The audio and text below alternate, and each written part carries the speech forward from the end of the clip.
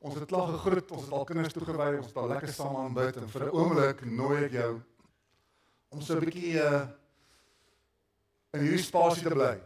Om so 'n bietjie te vergeet van wat in die week aangaan, vergeet van wat môre vir jou inhou. Maar dat ons vir so 'n oomblik sal kan net ons harte oopmaak, ons ore oopmaak, ons gees ore oopmaak en regtig die Heilige Gees toelaat om te kom praat en te werk hiervan binne af. Ons is in week 2 van ons reeks, hoe lank nog? En Pieter het verlede week so mooi afgeskop met ons eerste week. Ons kyk na die lewe van Josef. En verlede week het Pieter gepraat oor daardie put-ervaring, die putstop van Josef. En hoe Josef se lewe hierdie reis is, waar ons so baie by kan leer. En vanoggend gaan ons week 2 in, en net so aanhaak by verlede week en die reis. Ons lewe is 'n reis. En Pietie wat so gesels het van vakansietye en op reis en hoe 'n vakansie moet begin. Die dag as jy in die motor klim, en nie eers as jy daar aankom nie, want anders beklei jy en is dit soms 'n gestoei voor jy by die destinasie aankom. Ons lewens is ook mos so. Ons lewe is hierdie een lang reis. En oomblikke. En oomblikke waar ons gaan stop. En oomblikke waar ons 'n bietjie gaan asem skep. En dan is daar oomblikke waar dit goed gaan, en oomblikke wanneer dit moeilik gaan. Maar ons kan nie jaag net na 'n destinasie toe nie. Ons mis die reis. Ons mis die oomblikke waar God betrokke is in oomblikke van ons lewens. En soms wens ons hulle verby en soms wens ons hulle wil nie verbygaan nie, afhangende van hoe goed en hoe mooi hulle is en hoe moeilik hulle is. Maar ons moet bewus wees van die oomblikke waar ons is, want God stuur ons soms na oomblikke toe. En dan moet ons daar wees en hom toelaat om in ons te werk, maar ook deur ons te werk. En dis Josef se lewe wat dit vir ons wys. En vanoggend is ons by week 2. Josef is deur sy broers, daar in Genesis 39 is Josef deur sy broers in die put gegooi. Hulle wou hom eers doodmaak en toe verkoop hulle hom eerder aan hierdie Ismaelitiese reisigers en hulle vat hom na Egipte toe. Maar is 'n verskriklike moeilike ervaring vir Josef. En verlede week het ons lekker saam gebid met mense wat hulle self bevind so in 'n putseisoen van nie weet of verstaan dalk nie, of dis moeilik, of Here hoor my, en Here, hoe lank nog in hierdie tyd? En ek wil dalk so sê, ek verduidelik nogal gereeld so, en ek het dit al hier so gesê, en vir drama is ek het nog een keer so sê, maar ons lewensreis bestaan uit hierdie bergtop oomblikke en vallei oomblikke. En dit gaan so ons lewe lank. Geen lewe is net 'n bergtop ervaring, met ander woorde die goeie oomblikke, waar jy by 'n bergtop is en alles lyk mooi, en die sonopkoms en die sonsondergang is fantasties, dis windstil, dis net mooi, dis net lekker. Geen lewe lyk so altyd nie. Daar is vallei oomblikke. En die tye tussenin, waar ons bietjie plat is en ons bietjie op autopilot is, voel dit vir jou. Maar dan kom 'n vallei weer, waar dit moeilik is. Die Bybel praat so baie van hierdie valleie wat in daardie tyd gevaarlike plekke was, waar jy moes reis, moes jy deur 'n vallei gaan baie keer. Dis waar die rowers jou gewag het. Dis waar dit moeilik gegaan het. En ons lewe gaan oor bergtop oomblikke en vallei oomblikke. En God is daar in elke oomblik. En hy's met ons in elke oomblik. En as ons net bewus sal word van hom in hierdie oomblikke, sal ons kan ervaar en beleef wie hy is en waarmee hy besig is en hoe hy ons karakter bou en ontwikkel soos hy wil in elke situasie. Ons is soms gestuur na hier in 'n stuur my jaar. En God stuur ons na oomblikke toe van bergtop, maar ook van vallei oomblikke. Verlede week ons gepraat oor Josef se vallei oomblik. Hy is verkoop, hy is deur sy broers, sy pa dink hy is dood en hierdie geliefde broers het hom verraai, hom verkoop. En hy eindig in Egipte. Ons tel die gedeelte op in Genesis 39. In vers 1 eindig hy in Potifar, 'n amptenaar van die farao, hoof van die leiwag, se huis. Hy het hom gekoop. En in vers 2 lees ons en lees saam met my. Hy sê die Here was met Josef. Ons kan gou daar stop en ons kan die hele oggend net hieroor gesels. Ons gaan nie, ons kan. En die Here was met Josef. Die Here was met Josef toe hy in die put was. Die Here was met Josef toe sy broers hom verkoop. Die Here was met Josef toe hy gevoel het dat die familie wat hy die liefste gehad het hom verraai, wou hom doodmaak, het hom verkoop as 'n slaaf. Die Here was met hom. Nou eindig hy in Egipte, in Potifar se huis, en raai wat? Die Here is steeds met Josef. Ek hardloop 'n bietjie vooruit. Volgende week praat ons oor Josef in die tronk. Raai wat lees ons? Die Here was met Josef terwyl hy in die tronk was. Josef eindig tweede in bevel van Egipte. Raai wat? Die Here was steeds met Josef toe hy in bevel is. Tweede bevel is van Egipte. Die Here was met Josef. Ek wil vanmôre vir jou sê, maak nie saak waar jy jouself bevind in jou lewensreis nie. Die Here is met jou. Die Here is met jou. Of jy dit besef vanmôre of nie besef nie. Of jy dit vir jou voel hy's ver, of dit vir jou voel jy byt in die plafon vas, die Here is nie ver nie. Die Here is met jou. Lees verder. Die Here was met Josef, sodat dit met hom goed gegaan het in die huis van sy Egiptiese meester. Toe Potifar dit raak sien en besef die Here is met Josef, aangesien hy suksesvol was in alles wat hy doen, was Potifar hom goedgesind.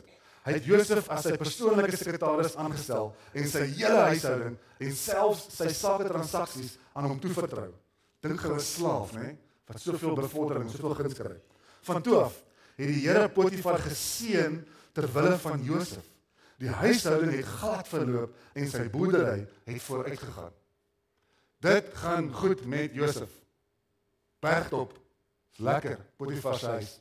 Hy was net nou nog in 'n put, gedruk hy gaan nie maak nie. Op hierdie reis deur die woestyn. Nou is hy in Potifar se huis. Dis die lewe is 'n lied. Life is good. Kom ons lees verder. Vers 7. Spring so vers 7. Na sy bevordering het Potifar se vrou met begeerte na hom begin kyk. Ek neem aan Potifar het 'n mooi vrou gehad. Ja, al gedink. Vond nog sy vrou mooi was. In my kop was sy mooi.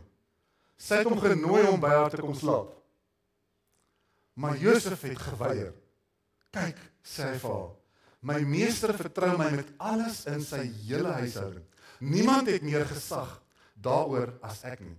Hy het niks van my weerhou nie, behalwe u, omdat u sy vrou is. Hoe kan ek ooit so slegte ding doen? Hoor sy woorde hier. Ek sal mos teen God optree.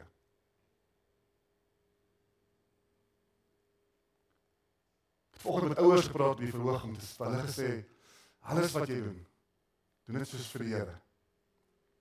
Hier's 'n Josef in Potifar se huis. Hy het guns. Hy word vertrou deur sy meester. En hier kom Potifar se vrou en versoek vir Josef. Hy kon baie anders besluit het en niemand sou geweet het nie. Maar in sy oë, hoor mooi, in Josef se oë, Missionary gemeente, verstaan hy iets, dat hy verteenwoordig God in Potifar se huis en daarom hoe hy leef maak saak. Dit gaan vir hom, ek kan dit mos nooit doen in God se oë nie. Ek kan mos nie so teen God oortree nie. So sy verhouding met God was van so aard, dat selfs al kyk niemand nie, is daar 'n karakter, is daar 'n leefstyl, is daar 'n God wat gesien moet word, gehoor moet word in alles. Kolossense 3, ek het dit vir die ouers gelees met die toewyding. En wat julle ook al doen, doen dit van harte soos vir die Here en nie vir mense nie. Dit verander alles. Dit verander jou hele menswees, jou uitkyk op alles wat jy doen en hoe jy dinge doen. Alles verander. Alles verander. As jy verstaan, ek probeer nie mense beïndruk nie. Ek probeer nie mense tevrede stel nie. Ek is getrou omdat ek God verteenwoordig in my werksplek, in my familie, in my vriendekring, oral waar ek is. Ek is besig om God te verteenwoordig. Ek is deel van sy missie, van God se plan vir mense om my, vir my mense. En skielik is alles anders. Ek wil vir 'n oomblik met jou gesels oor integriteit, want dis wat ek sien en hoor in Josef se lewe. Integriteit. Wat beteken integriteit? Ek hou soos julle weet van wat 'n woord beteken voor ons verder aan kyk. Integriteit, een van sy definisies is om die regte ding te doen selfs wanneer niemand kyk nie. En vir ons as kinders van die Here vanoggend, God se wil, God se plan, God se karakter, wie hy wil hê ons moet wees, hoe hy wil hê ons moet besigheid doen en optree, wat is reg in God se oë? Dis integriteit vir ons as kinders van die Here, selfs al kyk niemand nie. Hierdie woordjie integriteit kom van die Latynse woord integer en beteken whole or complete. En hoor gou mooi, whole or complete. Dit beteken heel. Nou wat ons as mense doen, ons deel ons lewe in sulke kompartemente, in sulke gedeeltes, amper soos 'n trein wat ry, hierdie kompartemente. Dis een trein wat ry, hy's op die spoor, daar gaan hy, maar hy bestaan uit hierdie waans en kompartemente. En die een kompartement in die wa weet nie noodwendig wat in die ander aangaan nie. En so gaan hulle almal saam. En soms lyk ons lewe so. Dis een lewe, dis my lewe. Maar ek is nie dieselfde en dieselfde karakter. En tree nie oral dieselfde op in al hierdie kompartemente van my lewe nie. Daar's 'n professionele kompartement, 'n werkslewe kompartement, waar ek op 'n sekere manier optree by my werksplek. Daar's 'n familiekompartement waar ek op 'n sekere manier optree by my familie. Die twee lyk nie dieselfde nie. Die twee praat nie dieselfde nie. As my familie my moet sien onder druk by die werksplek, sal hulle verbaas wees, want dis nie hoe ek by die huis is nie. Of andersom. Of ek kom huis toe en ek verniel my familie, maar by die werksplek is ek vroom en op my plek, en ordentlik. Dit lyk anders. Integriteit sê nee. It must be whole, it must be complete. Wie jy sê jy is wie jy moet wees oral. Christus moet sigbaar wees oral. Of dit familie is, of dit werksplek is, of dit my geestelike lewe is, of dit my sosiale lewe is. Ek kan nie anders wees by 'n braaivleisvuur as by my gesin, as by my vrou, as by my werksplek, as stil in my binnekamer met die Here nie. Dis dieselfde ek, dieselfde integriteit. Dis dieselfde ek wanneer niemand kyk by my werksplek nie. Dis dieselfde ek wanneer ek in my alleen plek is en niemand my sien nie. Die geraamtes in my kas, wat ek kyk, hoe ek praat, wat ek doen wanneer ek dink niemand kyk nie. Alles is integriteit. Dis hierdie heel lewe, nie opgesny in stukkies nie. En ja, ons werk en ons familie en ons kuier en mens hanteer nie altyd alles mos dieselfde nie, maar ek praat van karakter. Ek praat van Christus teenwoordig en sigbaar. Dis wat integriteit is. Is hierdie een lewe waar Christus sigbaar moet wees en waar sy karakter sigbaar moet wees. Waar ons heel moet wees, dieselfde moet wees in die lig en in die donker, publiek en in die privaat. Integriteit is anders as reputasie. Dit ons gee soms te veel aandag aan reputasie. Wat mense van my dink. En terloops, ons praat so van ouers, ons praat van kindertoewyding vanoggend. Ek dink dis een van die dinge wat ons as ouers doen sonder dat ons besef, en dit maak dit vir ons kinders moeilik om Christus regtig te leer ken. Is as ons nie konsekwent is nie, as ons nie consistent is nie, as ons nie is wie ons sê ons is in alle afdelings van ons lewe nie, as ons kinders papa sien so optree, en dan papa so optree, en dan papa so optree, en papa verteenwoordig Christus, maar Christus is nie lekker sigbaar oral nie. Dit verwar hulle. En dit maak groot word moeilik. Want hoe lyk hierdie God dan nou? Wat ek moet leer ken, en die Jesus wat ek self iewers moet kies, as my persoonlike saligmaker en verlosser. Maar ek sien 'n Jesus waarvan ek nie hou in papa of mamma dalk nie. Of van oupa of ouma of tannie nie. En daai is 'n lelike Jesus wat ek daar raak sien. Maar dis nie Jesus wat raak gesien word nie. Dis die karakter van 'n man en 'n vrou wat nie verstaan die belangrikheid van Christus verteenwoordig in alle afdelings van ons lewens nie. So is maklik soms om op reputasie te fokus, maar integriteit is wie jy is. Reputasie is wat mense dalk sê wie jy is en van jou praat. Maar integriteit is gestroop van alle pretensie, dis wie jy is. En dit is belangrik, dit was vir Josef belangrik in 'n Potifar se huis, en dit is vir my en jou belangrik oral waar ons gaan. Wat is die teenoorgestelde van integriteit? Is die woordjie skynheiligheid. In Engels is die woordjie hypocrisy of hypocrite. En ek dink dit is een van die wêreld se grootste beskuldigings teenoor Christene, kinders van die Here. Ons is nie wie ons sê ons is nie. Want hulle sien iets anders en hulle sien iemand anders. En die manier van optrede en die manier van leef, was deur al die eeue heen. Hoeveel oorlog is al gevoer deur al die eeue in die naam van Christendom. Hoeveel skade is al aangerig in lande en kontinente oor generasies. En dit verwar mense. Wie is julle? As jy dink hoe kerk geskeur is, hoeveel denominasies daar is vandag, wat sê ons is Christene? Ons dien dieselfde Here. En 'n wêreld kyk na ons en hulle sien 'n verdeelde kerk. Hulle sien hom gesplinter in 1000 stukkies. Almal het 'n opinie. Wie is julle Christus dan regtig? En al wat hulle van Christus wil weet, wil sien, is manne en vroue wat hom dien, met alles wat hulle het, en sy karakter raak sigbaar, wie hy is raak sigbaar. Nie godsdienst nie, nie die manier hoe ons aanbid nie, nie die manier hoe ons kerk hou nie, die manier hoe ons leef, die manier hoe ek praat, die manier hoe ek optree. Skynheilig, Jesus het baie gepraat met die fariseërs. En ek wil vir Matteus 23 lees, voordat ek dit doen, hierdie woordjie hypocriet in die Grieks verwys dit na iemand wat 'n masker gedra het in daardie tyd in die Griekse toneelstukke. Hulle was baie lief vir toneelopvoerings. En hierdie woordjie hypocriet in die Grieks oorspronklik praat daarvan. Dit praat van iemand wat 'n masker dra. Want jy is besig om 'n rol te vervul in 'n toneelstuk. Dis nie wie jy regtig is nie, dis wie jy voorgee om te wees. En dis nie waar vandag nie. Dit is so maklik om 'n masker op te sit. En dis nie wie ek is nie, dis wie ek vir jou wys. Wie ek wil hê jy moet sien, wie ek is, wie jy dink ek is. Matteus 23 praat Jesus so hard met die fariseërs. Hy sê vir hulle, elende wag vir julle skynheilige skrifkenners en fariseërs, want julle maak die buitekant van die beker en die skotel blind skoon, maar aan die binnekant is julle vuil van grypsig en selfsug. Wat is die Afrikaanse woorde? Grypsig en selfsug. Hulle gee voor dat hulle is wie hulle nie regtig is nie.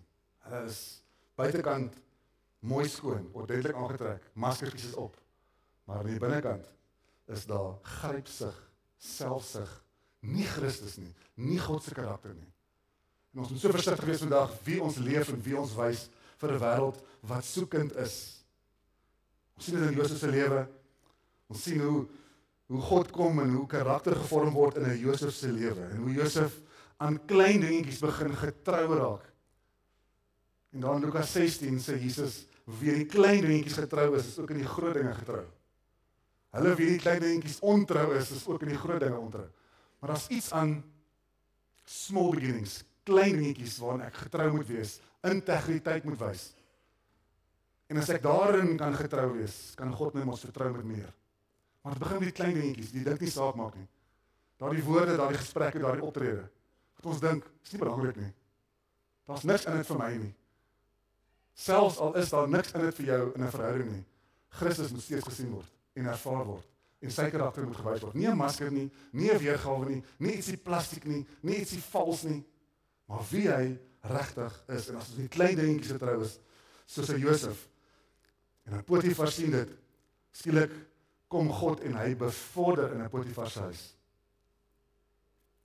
Dit is so mooi, Josef wat gesê het dat, hoe kan ek so kwaad doen en teen God sondig?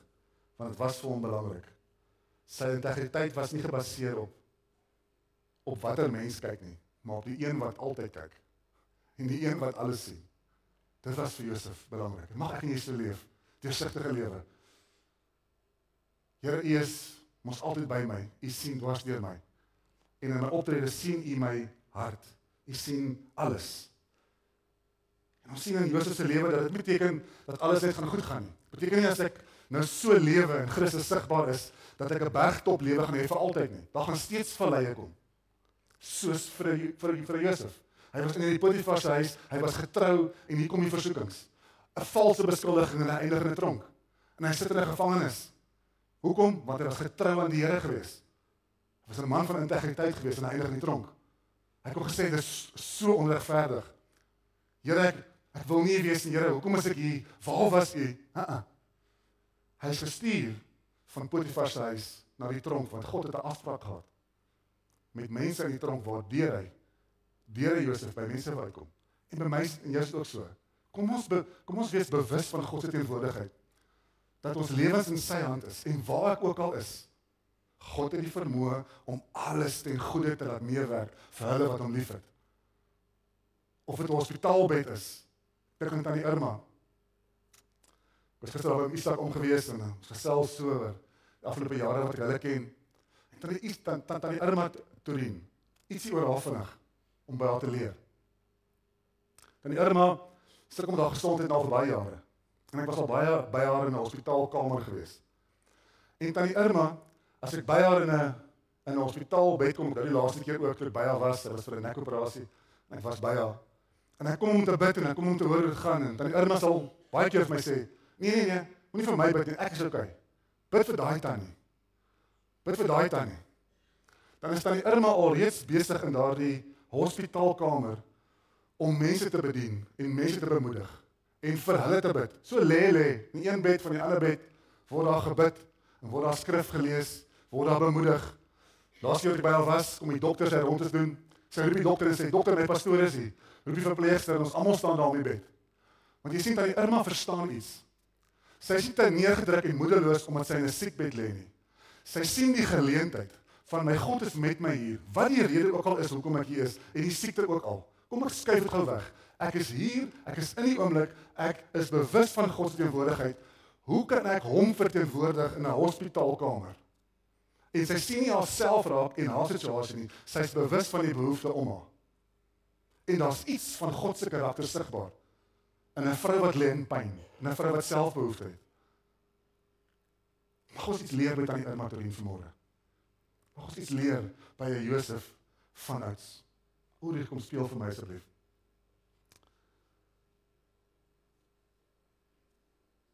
Josef het hom gesê, Here, waar is u nou toe hy in die tronk is? Maar God gebruik hom. Want integriteit word nie deur omstandighede bepaal nie, maar deur karakter. En as dit 'n goddelike karakter is wat in jou leef, kan die omstandighede maar wat wees. Kan 'n siekbed, kan 'n doodsbed wees. Kan 'n tronk wees, kan finansiële uitdagings wees, kan wat ook al wees. Daar's iets in jou wat weier om op te gee. Daar's iets in jou wat weier om jou kop te laat sak en negatief te raak. Daar's iets in jou wat jy die regte ding laat doen al kyk niemand nie. Daar's iets in jou lewe wat saak maak skielik. Want ek verteenwoordig God oral waar ek is. Elkeen van ons word gestuur. Hierdie is 'n stuur my jaar. So by ons kuier, hier staan groot stuur my agter want dit is ons gemeente se jaartema. Ons glo ons is deur God gestuur. As ons ja sê, sê Here Jesus, ek stuur my. Dan is ek deur God gestuur na my huis, na my huwelik, na my werksplek. En verander so 'n bietjie die aanslag oor hoekom ek daar is en wat ek moet doen wanneer ek daar is. Josef was gestuur. Gestuur na 'n put, gestuur na Egipte, gestuur na 'n Egiptiese meester se huis, gestuur na 'n tronk, gestuur na 'n posisie van invloed. Waarheen is jy gestuur vanoggend? En daar waar jy is jy besig om God se karakter so te wys. En is hy so sigbaar, selfs wanneer niemand kyk nie, of wanneer almal kyk, of alles tussenin. En kan God my vertrou en jou vertrou, soos hy Josef van ouds vertrou het. Ons praat van integriteit, ons praat van 'n lewe heel, Christus sigbaar. Kan God my en jou vertrou vanmôre, met alles wat ek het? Kan hy my vertrou met my tyd? Kan hy my vertrou met my geld? Dalk sê jy, maar ek het 'n bietjie geld. Okay.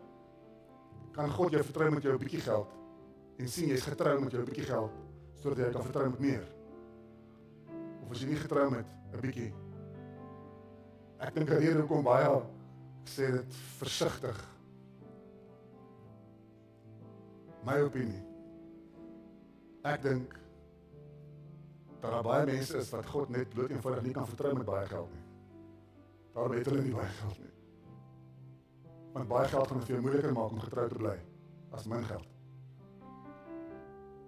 Dat is iets wat God moet sien in die karakter en in die hart van manne en vroue. Kan God jou vertrou met waar jy is en wat jy het? Kan jy vertrou met jou tyd, met jou geld, met jou invloed, met jou huwelik, met jou bediening? Kan God jou vertrou? Want is God wat kom en hy gee guns waar mense jou vergeet. Hy bevorder jou wanneer ander jou wil trap en jou wil verlaag. Is God die een wat verhoog. En hy is die een wat jou karakter gebruik as getuienis vir sy koninkryk. En as God vandag my en jou lewe moet gebruik soos 'n Josef van ouds, as 'n voorbeeld vir integriteit. Sou jy dit kon doen? As daar 'n Bybelskrywer vandag hier was en hy wil jou lewe gebruik en sê, hier's die verhaal van so en so. Dis hoe hy optree in sy lewe en sy lewensreis lyk so. Haar lewensreis lyk so. Sou jou lewe een wees van integriteit. Van mense wat sê, "Sjoe, ek kan leer by jou." En hoe jou verhouding met die Here lyk. Ek wil vir jou bid. Ek wil 'n laaste Psalm vir jou lees. Psalm 139. Want hierdie is so oomblik voor ons mekaar groet. Waar ons moet stil raak. En waar hierdie Psalm vir jou iets beteken. Deursoek my, o God, en ken my hart. Toets my en ken my onrustige gemoed. Kyk of daar enige sondige neiging by my is en lei my op die ewige pad. Is daar 'n area vanmôre in jou lewe waar jy sê, Here, ek sukkel hier. Christus is nie sigbaar hier nie.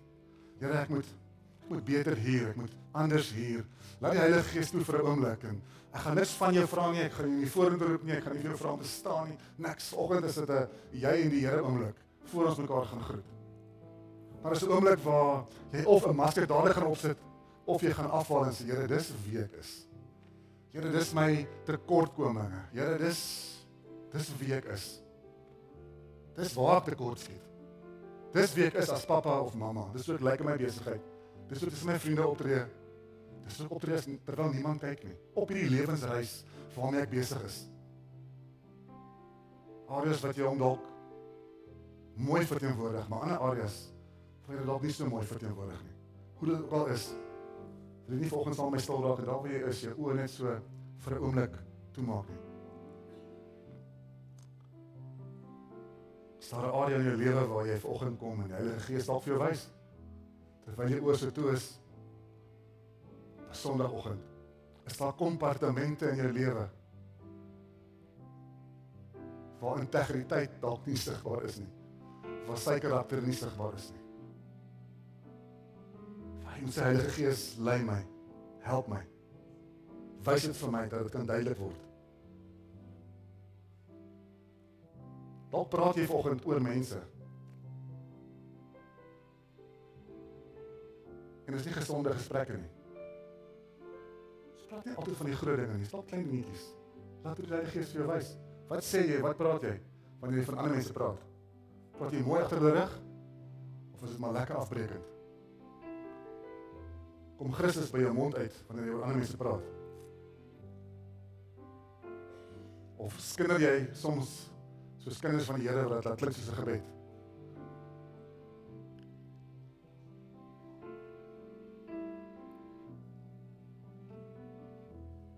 Dalk 'n manier jy jou besigheid doen.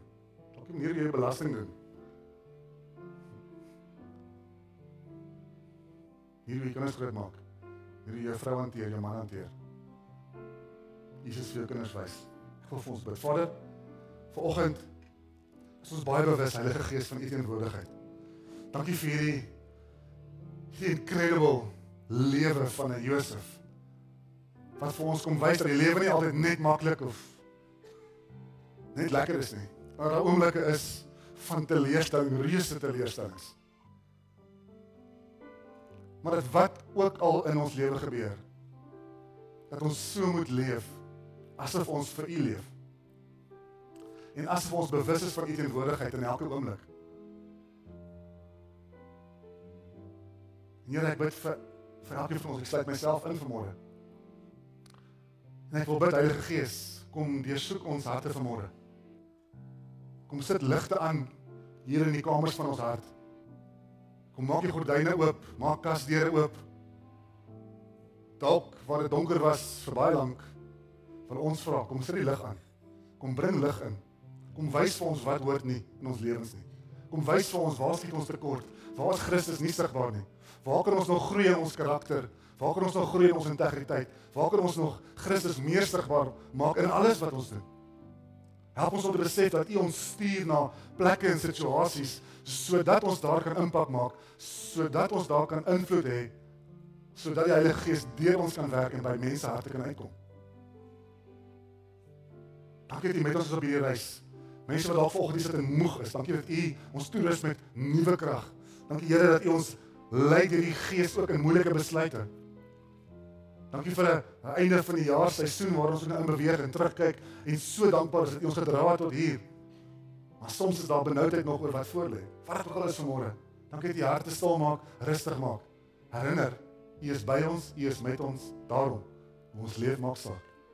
Ek bid vir elke huis, ek bid vir elke huwelik, ek bid vir elke ouer, ek bid vir elke besigheidspersoon, ek bid vir elke een van ons, ek bid vir hulle wat siek is, hulle wat gesond is, hulle wat soekend is, waar ons ook al vanmôre is. Dankie dat U 'n God is wat getrou is, dat U 'n God is wat integriteit as deel van U karakter sigbaar gemaak het en steeds maak in elkeen van ons lewens. U is wie U sê U is. U het gedoen wat U gesê het U gaan doen. U het nie net gesê U het die wêreld so lief en dit daar gelos nie. U het gewys hoe lief U die wêreld het deur U enigste seun te stuur om te kom sterf op 'n houtkruis, sodat niemand ooit weer verlore hoef te gaan nie. Jesus het nie gesê hy gaan sterf aan 'n kruis nie. Jesus het mens geword. Hy het gesterf aan 'n kruis. Hy het opgestaan en opgevaar. U het gedoen wat U gesê het U gaan doen. U karakter is sigbaar. Heilige Gees, help ons om geïnspireerd te word deur wie U is in elke aspek van ons lewe. Mag ons dit sien, mag ons ervaar, mag ons inspireer om anders op te tree. Mag U ons lei in elke tree wat ons gee. Ons dankie vanmôre. Ons bid dit alles in die kosbare naam van Jesus Christus. En almal sê, amen, amen.